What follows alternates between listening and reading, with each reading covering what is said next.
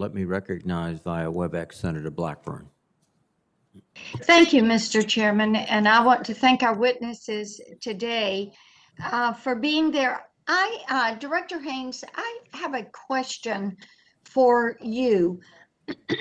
Pardon me. One of the things that we have seen, and one of the things we know, is that the intelligence community's reports, periodic reports, are helpful when we're trying to quantify threats and prepare for some of these black swan events, which COVID-19 is one of those. So what I would like to know, are there resources, collection methods, authorities that would better and more comprehensively support the work of the intel community's ability to exercise some of this foresight?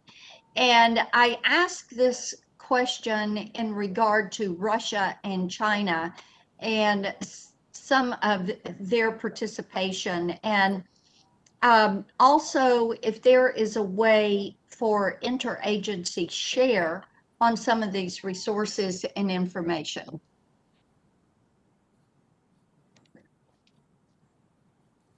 Thank you, Senator, for the question. I think we are going to be obviously submitting a budget in the context of the present budget, and that will indicate, I think, the resources that we're looking for to try to promote the work that we do in this area. And beyond that, I think probably best to leave it to the budget.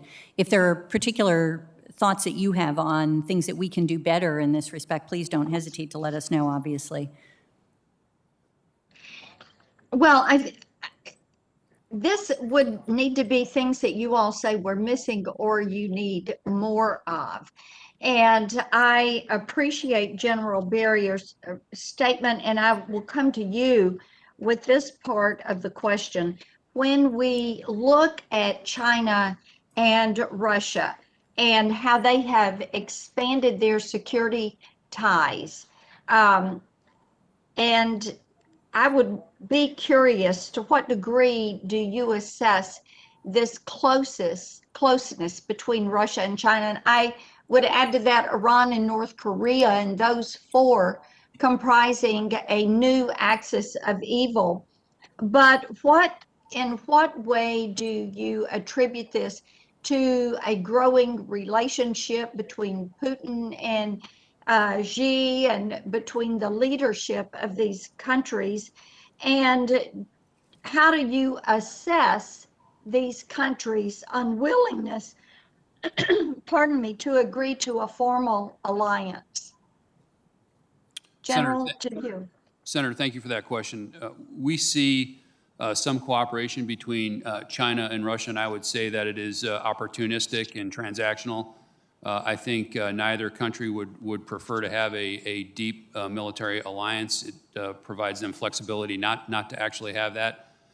There probably is some cooperation between all four of the countries you mentioned on some level, and we can go into more detail on that in the closed session. But if you wouldn't mind, I would like to go back to your question about the pandemic. You may know that DIA has the National Center for Medical Intelligence, and in this organization at Fort Detrick, we put analysts and scientists together, and we use a variety of methods, from open source intelligence to sensitive reporting, to try and understand the pandemic and everything that's happened, as well as medical phenomena going on around the world. So that is a unique jewel in the crown for DI and for the IC, quite frankly.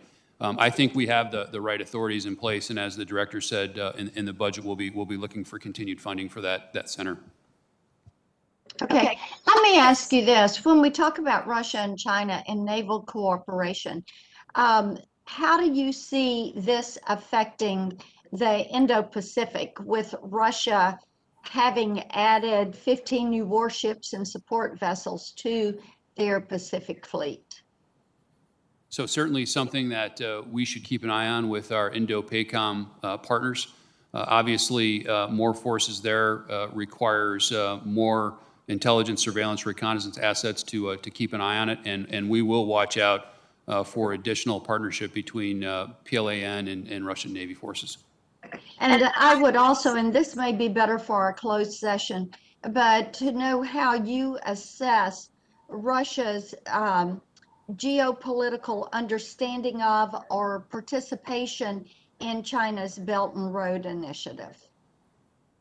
I'd be happy to discuss that in a closed session. Thank you. Thank you, Mr. Chairman.